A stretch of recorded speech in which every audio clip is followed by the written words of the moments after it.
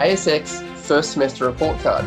At the same time, over the last few weeks, parents around Australia have been receiving report cards from their children's teachers, mostly confirming expectations as to how their offspring have performed in the classroom and exams over the first half of the year. Similarly, fund managers around Australia have been writing reports detailing how both their funds and the market have performed in 2019. Hugh Dye from Atlas Funds Management is walking us through the ASX's report card. Good morning, Hugh. Good morning, Chris. Are Australian investors happy with this report? Well, over the last financial year, 2019, Australian equities have returned about 12%, which is an above average year. And that would probably suggest that most investors are pretty pleased and quite relieved. Though I doubt this is the case, and certainly no, it's not the case with myself, because the overall number does not indicate the sort of the 7% fall that we saw from July to December 2018, which was sparked by sort of fears of Trump's trade wars, slowing global growth, and Chinese reluctance to stimulate the economy, and the prospect of more rate hikes from the Fed. So that really, it's been quite a volatile year, which you can't quite see in the headline return of 12%. So it definitely sets a tone coming into 2019. How about the first 6 months of the calendar year? Well, I mean, the first 6 months has been sort of very positive. So the mood of doom and gloom that we had in sort of December 2018 was very much erased by the gains we saw in 19. The ASX has gained 19%, despite sort of the macroeconomic concerns around high US tech stock valuations, Brexit and a disorderly Brexit, trade tensions between China and the US and China, now Mexico. Indeed, the ASX 200 was the top performing global developed market in 2019, well ahead of the MSCI World, which gained 17%. Though we're looking through it, the composition of the gains on the ASX in 2019 is quite different from what's driven global market, with three very Australian-specific themes dominating and driving shareholder returns. So recovery of the banks has definitely saved a lot of mum and dad portfolios. What's driving that theme in the banks? Well, it's throughout 2018, the banks were very much on the nose with the Royal Commission slowing credit growth, and the recovery in the banks has been totally unrelated to the global equity markets. And the strong bounce has been a big driver of the ASX, with the banks comprising about 24% of the index. So as I mentioned, 2018, bank stocks very much on the nose, weighed down by revelations coming out of the Royal Commission. So this was sort of really reversed in February with a relatively benign final report from Hayne, who didn't really recommend any changes to the credit requirements surrounding lending. And so after hearing a range of sad stories, I think we've spoken about before, about such as the gelato shop in Melbourne that had budgeted for the same amount of sales in sort of frigid July as they had in January, the market had some concerns that there would be some changes to lending standards requiring banks to assess the quality and suitability of their businesses, was essentially making banks into sort of quasi-equity investors, which is a very change in terms of lending, the way how lending has been historically set up. And did the election help the banks? Oh, very much. As a big shot in the arm. The surprise election of the coalition in April. Also with sort of the relaxing of APRA's lending standards also in April. And so the banks are up between 19 and 15% since then. Obviously, the election of the coalition under Labor, the banks were perhaps facing 3 to 6 years of quite sort of a negative political environment. That's been removed, and also the change to the LEMBRA. So the APRA standards have made sort of lending a bit easier. And looking further out on the mum and dad portfolios, are there any other names that have really helped recover those figures? Well, yeah, continue on that sort of theme of recoveries in unloved retail stocks. There's been a 50% increase in Telstra over the past year. The telco sector has been the top performer over the past sort of 12 months, reacting quite strongly to a range of takeovers from TPG to Vocus, as well as heavyweight Telstra, up 36% in 2019. Didn't have very many friends this time sort of last year, where it fell from $6.30 in May 15 to $2.60 to start the financial year in June 2018. So that's rescued a few people's portfolios. And the iron ore bonanza seems to be saving the federal budget, or definitely helping out.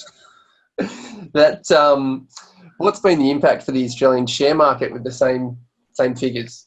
Yeah. So similarly, another big sector which has driven the ASX in 2019, very much unrelated to global market conditions, has been the share price performance of our big miners, so BHP, Rio, Fortescue, who've tracked substantially higher over the last year, sort of basically ignoring the impact of a trade war between the US and China and the impact that it'll have on growth.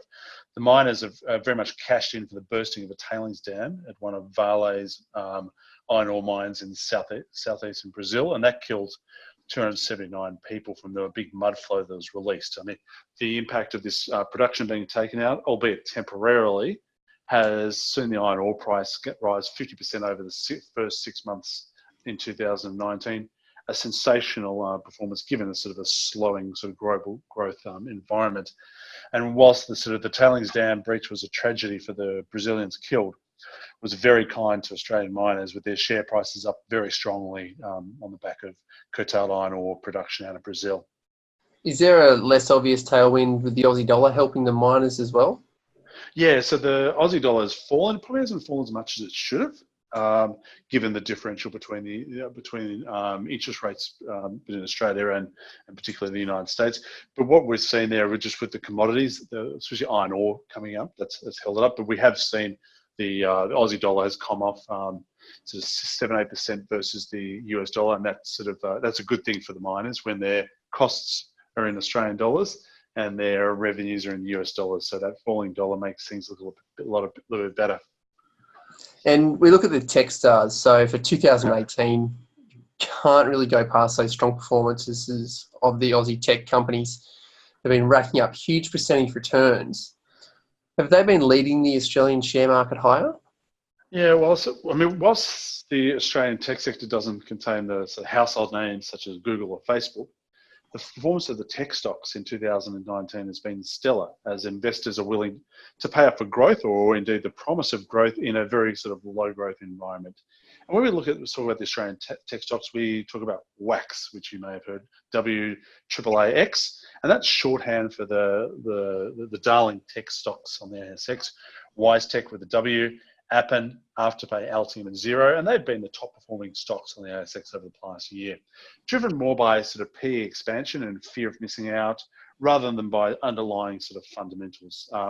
Indeed, not owning these stocks cost investors around about 2% relative to the ASX over the past year, with companies such as Afterpay up 100% in 2019 or 170% over the last 12 months, and now reasonably sized companies, Afterpay's in the ASX 100. In aggregate, these 5 companies are worth around about $29 to $30 billion. So quite big companies. So if you haven't owned them, those exciting companies, it's hurt you.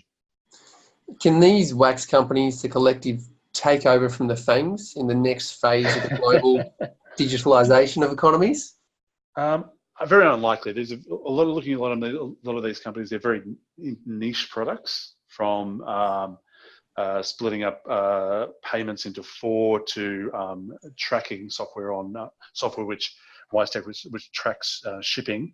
Whilst the WAX companies have some interesting products, the market is pricing nothing but blue skies ahead, and there's a big disconnect we see between their share price and the valuations, where the investors are collectively paying, as I mentioned before, $29 billion for a mere $170 million of earnings. So that equates to around about 175 times PE. So very bull times. There's one of the big issues we see a lot of debate in the press about Afterpay. We look at it, their revenue model is based on a 4% merchant fee and very benign credit conditions. And we sort of let's find it hard to see what sort of long-term moat or barrier to entry that Afterpay has in offering a financial product that's not really capable of being patented, and a company that's reliant upon benign credit markets and also warehouse facilities from NAB and Citigroup for funding. I remember back in 2008, many companies such as RAMS that were relying on similar wholesale funding or warehouse facilities got into trouble when those facilities got pulled or dried up. Given that, I don't think these are going to become the next FANGs.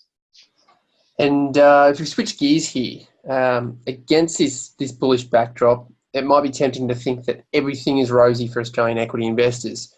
But there are many investors out there licking wounds of 2019 so far.